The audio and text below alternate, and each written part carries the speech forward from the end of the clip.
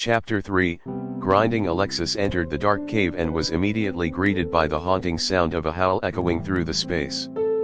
He quickly covered his ears to protect himself from the deafening noise. As he stepped further into the cave, his eyes struggled to adjust to the dim light. But as they finally did, he could make out the silhouette of a large and imposing figure at the center of the space. The creature was massive, with saliva dripping from its open mouth and eyes that burned with a bloodshot red glare. It was clear to Alexis that this was the monster he had come to defeat, the infamous LOL.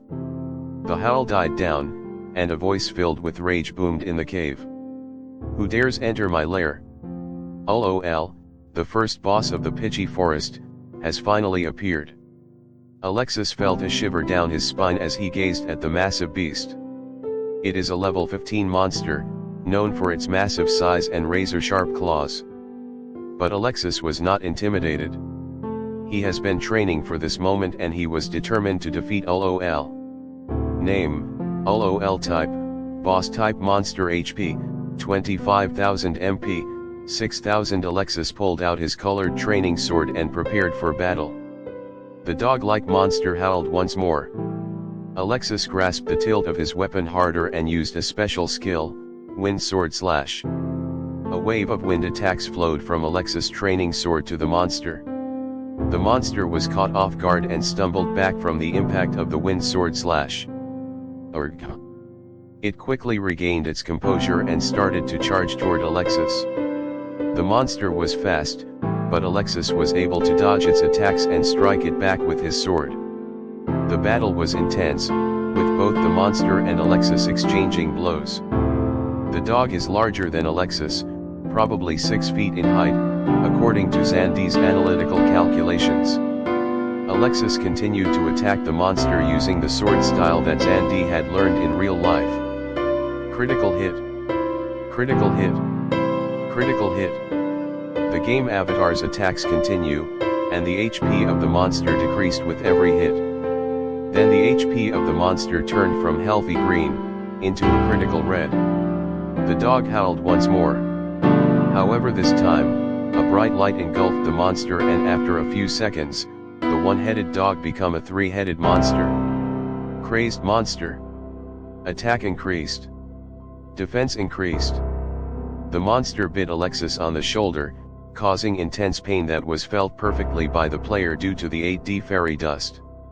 Realizing the need to decrease the pain perception later in the game settings, Zandy made a mental note to herself to adjust this in the future. The intense realism of the virtual reality experience made each battle more thrilling and challenging, but also made it important to keep the settings in check to ensure a comfortable gaming experience. You've been infected. Speed decreased. Attack decreased. Defense decreased. Alexis continued attacking, but because of the effect of rabies, his attack power was reduced to half. Alexis was in a dire situation as he struggled to fend off the three-headed monster. The beast's sharp teeth sank deep into his arms, causing intense pain that was intensified by the 8D fairy dust setting. Alexis could feel his health points rapidly declining as he tried to find a way to escape the monster's grip. He realized that he needed to act quickly if he wanted to survive the encounter. He was bitten by the monster and was losing health quickly. The wounds inflicted by its heads were quickly draining his HP and he was infected with rabies. Despite the setback, he refused to give up. With a determined look on his face, Alexis tried to heal himself with the first aid ability. This special ability would help restore some of his health and give him a better chance at survival. As he used the first aid ability, a bright light emanated from his chest. This was a sign that the ability was working and restoring a portion of his HP. However, the wounds from the monster and the rabies infection were still draining his health. Despite the setbacks, Alexis refused to give up. He grit his teeth and focused on surviving the intense battle. He knew that he needed to keep fighting and overcome the obstacles in his way. However, his health still diminished. You died. You'll be respawned to your last saving area after 24 hours of real-world time. Zandy was disappointed as she removed her head-mounted gear after her character, Alexis, died in the game. The penalty for death in the game was harsh. Players couldn't log in for 24 hours and would lose all the experience points they had acquired. The battle with the boss monster was much more difficult than Xandi had expected. The video logs she had consulted did not mention the monster's ability to transform into a crazed form when its health was below half. It was likely due to the luck trait of Alexis, her game avatar. To help her cope with her frustration, Xandi took out her little pig-like AI, the Anadriad P03. She pressed its nose and the apparatus sprang to life, opening its eyes and greeting her cheerfully. "Good afternoon, Ms. Xandi. What can Oink-Chi do for you?" Xandi sighed and explained the situation to the Anadriad. Despite the setback, she was determined to continue her adventure in the new world vrmmorpg. She knew that she would have to be more careful and better prepared the next time she faced the boss monster. "Oink-Chi, I want you to wiggle something for me. Search for items in Pitchy Forest at Halen that can increase luck in the game New World." The Anadroid P03 was equipped with the latest AI technology and was capable of quickly conducting searches on the internet. Xandi observed the pig's actions and was impressed by its efficiency. The pig Anadroid's eyes twinkled with different colors, a sign of its advanced AI and ability to process and analyze vast amounts of information. Xandi was pleased with the results of the search and approached the wall to review and study the projected data. As Xandi studied the information, she realized the importance of having a reliable and advanced AI assistant like the Anadroid P03 in her research and ventures. Xandi read the items projected by her device, opened the first article. The pig Anadroid, Anadriad P03, confirmed Xandi's selection with a nod and immediately projected the chosen article onto the wall. Xandi began to read the article carefully, studying its contents with a determined look on her face. As she read, she couldn't help but bite her lower lip in deep thought. Finally, she came across a critical piece of information: "So I have to get the 4-leaf clover to increase my luck by 4 points." This information was of great importance to Xandi as her character, Alexis, relied heavily on luck to complete quests and battles. The 4-leaf clover was a rare item in the Pangea, New World vrmmorpg game, and only a lucky few were able to find it. However, Xandi was determined to get her hands on one and increase Alexis' chances of success. With her newfound knowledge, Xandi was eager to get back into the game and find the 4-leaf clover. The pig Anadroid remained in its spot, its eyes still twinkling with different colors as it assisted Xandi in her search for information. Xandi was determined to come up with a winning strategy for her character's battle against the boss monster. She scoured the internet for tips and tricks to help her character, Alexis, become stronger and better equipped for the challenge ahead. With the help of the pig Anadroid, Xandi was able to gather all the information she needed to create a solid plan for her character's next move. She was confident that with her research and the help of the advanced AI companion, Alexis would be ready to face the boss monster and come out victorious. After 24 hours, in real-world time, Xandi eagerly logged back into the game, enthusiastic to continue her adventure. Her character Alexis was revived at the entrance of Oloel's lair, but instead of venturing inside, he decided to head towards Pitchy Forest Area D in search of the elusive 4-leaf clover. Xandi had read on a blog that there was a young girl NPC in the area who could provide the necessary information to find the clover. Finding the 4-leaf clover would require a bit of detective work, as its location changed regularly. Nevertheless, Xandi was determined to find the rare item and increase Alexis's luck by 4 points. She set out on her quest, eager to uncover the secrets of Area D and unravel the mystery of the elusive clover. As Alexis traveled through the dense forest, Xandi took in the sights and sounds of the virtual world. The trees rustled in the gentle breeze, birds chirped melodiously, and the sun shone down from above. Alexis encountered a young girl in the lush, verdant fields of Area D. The child was surrounded by towering trees and colorful wildflowers, playing by herself with a small bouquet of flowers. As Alexis approached her, he greeted her with a friendly smile and asked, "Hello little girl. What brings you to this peaceful meadow?" The child looked up at Alexis, her eyes shining with innocence, and replied with a soft, musical voice. "Oh me? I am just collecting some santan to create some bracelets." "Did you know that you can actually drink the nectar of this flower?" she said as she handed a small red flower to Alexis. "Just follow what I do," she instructed. With that, the child pulled the pistil of the flower and sucked the nectar. Alexis mirrored the NPC's actions and was pleasantly surprised by the sweet taste of the nectar. Zandy, who was controlling Alexis, presumed that the 8D fairy dust was responsible for the nectar's realistic taste. "It's good, isn't it? Here, take this as well." The kid put the bracelet on Alexis. The bracelet was made of delicate santan flowers, woven together to form a delicate wrist adornment. The colors of the flowers were vibrant, giving the bracelet a cheerful look. "You received an item." "Thank you, but I think I needed another type of accessory." "Do you know about the 4-leaf clover?" "Oh, I thought that was just hearsay." "Well." The little girl spoke thoughtfully as she considered Alexis' request for information about the 4-leaf clover. Despite her young age, she seemed knowledgeable about the rumors and legends that surrounded the rare and elusive plant. She went on to explain that she had heard some campers talk about seeing the clover in the southern part of Pitchy Forest D, but she was quick to admit that she couldn't vouch for the accuracy of the information. Despite her doubts, she seemed eager to learn more about the clover and offered to create an accessory for Alexis if he could find one and show it to her. Click. Quest. Sub-quest: find a clover with 4 leaves and give it to Nene. Reward: an accessory. Difficulty: see. Alexis felt overwhelmed as he gazed upon the vast field of clovers. With so many clovers around, finding the elusive 4-leaf clover seemed like an impossible task. He started to question his decision to search for the clover. However, Alexis was determined to find the 4-leaf clover. He decided to start his search from one corner of the field and methodically move his way to the other end, carefully inspecting each clover. As he looked around and saw an old man. The old man seemed to be engrossed in his task. He crawled along the ground, scanning the area intently. His name was displayed above his head, indicating that he was a non-player character, NPC, in the game.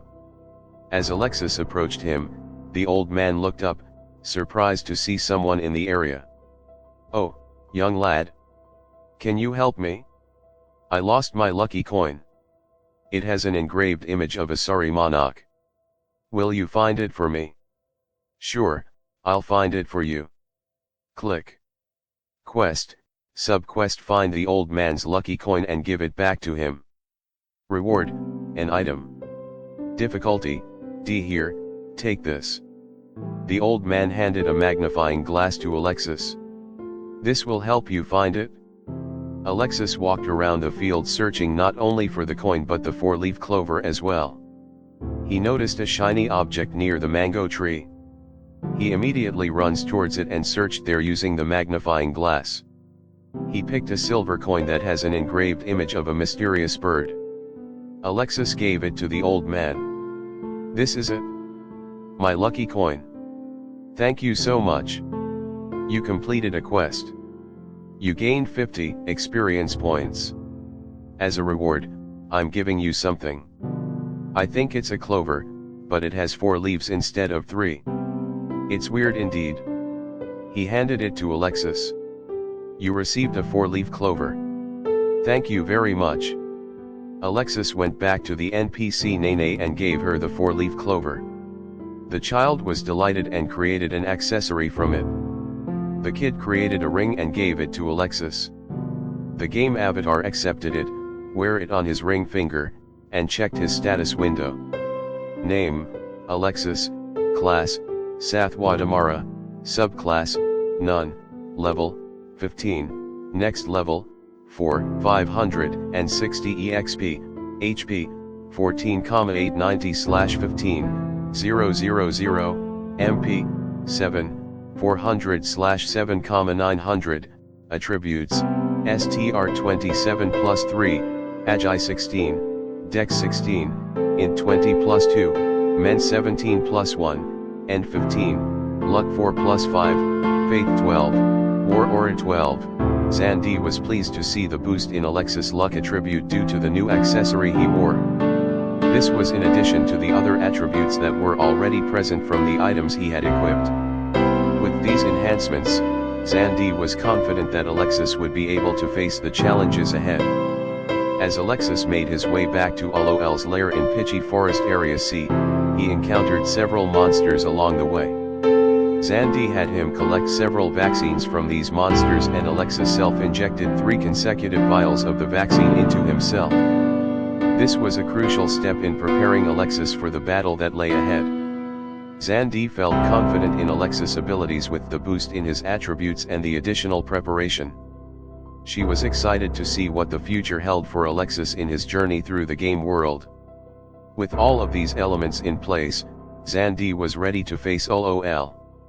You've been temporarily immune to any rabies. Alexis stood outside the entrance and pressed the yellow-colored saving globe near it.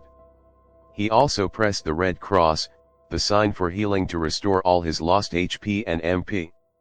Zandi deliberated if she would let Alexis enter the lair or if would she let him level up more. However, she thought that the vaccine, the additional luck, and her knowledge would be enough. After a few more seconds, Alexis entered the cave. It has been 2 months since Lucy Demaculangan's last login within the New World VRMMOR page. It is because she needed to work extra hours for her sister's JS prom and graduation. The only reason why she decided to play once more was because of the netizens that are willing to pay in cryptocurrency for the information she provided in her blog. Lucy was surprised by the amount that these people donated to her account. Thinking that this is another form of extra income, she decided to go back to the continent of Pangaea. Because of the raffle, her character regained half of the experiences and attributes she earned during her beta days, even though her character's level was returned to 1.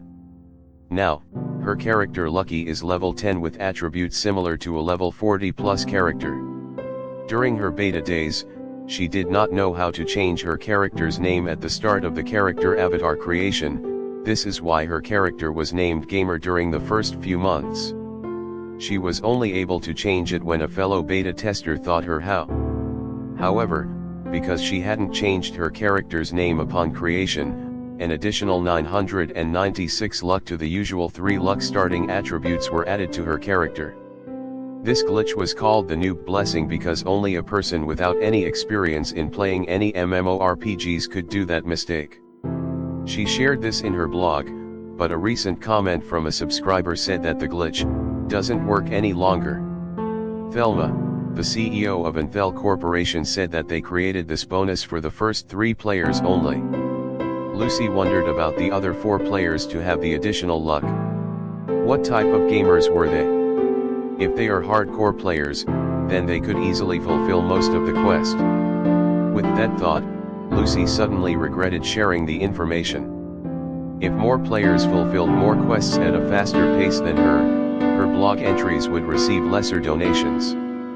As of the moment, her character Lucky was in Halen, the capital of Kingdom Pito. She already defeated LOL, the mongrel boss monster at the capital's Pitchy Forest.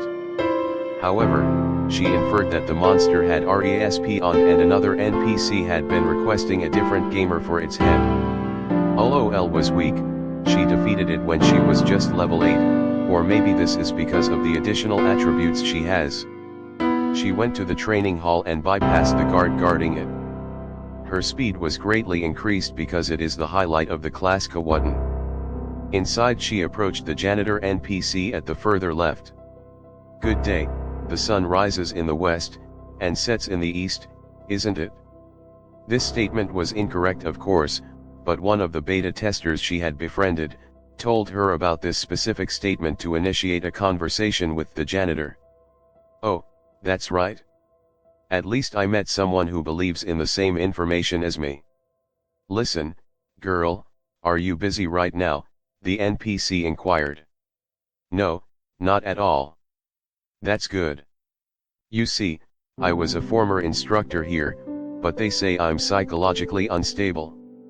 The management didn't want me to teach my class to anyone else, but I wanted to share my knowledge. If you help me to prove my mind is still in one piece, I'm going to give you something interesting. Just tell me what you want me to do, Lucky answered. Okay, you see there is this device called the mental DAR, which could detect whether a person is in their right mind or if they are losing it. If you could use it to me to prove that I'm mentally stable, then everything will be okay. I'll get the mental DAR for you. Click. Quest: take the mental DAR and use it to determine the janitor's mental status. Rewards: information, difficulty, B. The mental DAR is in a facility called SICOS or Pangea Scientific Institute concerning holistic organ system. The workers of the institute won't give the item willingly, so Lucky will fight all of them just to complete the quest. She carefully entered the facility. An intruder. Let's stop her, one of the NPC guards said as he saw Lucky came through the door. Lucky blocked the attacks of the guards with her saber. She uses the skill Thievery to know which items the set of enemies carries. You obtained a wooden club. She landed a critical hit in one of the NPC, causing it to disperse. Its life particle floats around the area and raises towards the sky. Another attacker assailed her. Lucky just continued attacking until she cleared the area of the enemies. She entered the door leading to the second floor. As she entered, higher level guards started attacking her. You found a pocket knife. You found a gauze with plaster. You found an antiseptic. Lucky used the items she found to restore some of the HP she lost during the battle. The guard's level wasn't a problem to Lucy's character's statistics. However, because the guards attacked her as a group, her character still received some damage. She cleared 5 more areas until she reached the top of the building. She saw the yellow transparent sphere floating near an entrance. The red transparent cross was also visible near it. The boss's lair, she said out loud. As a preparation for her upcoming fight, she clicked the red cross and waited until her HP and MP are returned to normal, then she presses the yellow sphere to save her current progress. Lucky then pushed the door to enter the final area of battle in SICOS. The room was huge and different types of machinery are kept within. The equipment all has labels, so she won't have a hard time searching for the mental DAR after this inevitable fight. Who are you and what do you want? A man wearing thick circular glasses asked. He looked like a mad scientist of some sort. I came here for the mental DAR. Lucky answered casually. The mad scientist laughed. You wanted one of my inventions, thief? I don't know how you defeated our facility's security system, but I'll make sure you can't pass through here. The male pressed a huge remote control and the area shook slightly. A huge robot descended and appeared before Lucky. Behold my best creation ever. This is the ultimate machine for destruction. I named it Metalbot. Metalbot reminded Lucy of the huge robots from the old movie Transformers. She readied her game avatar for the battle. When the sound for battle preparation ended, indicating the gamer can start the battle, Lucky started attacking the huge piece of metal.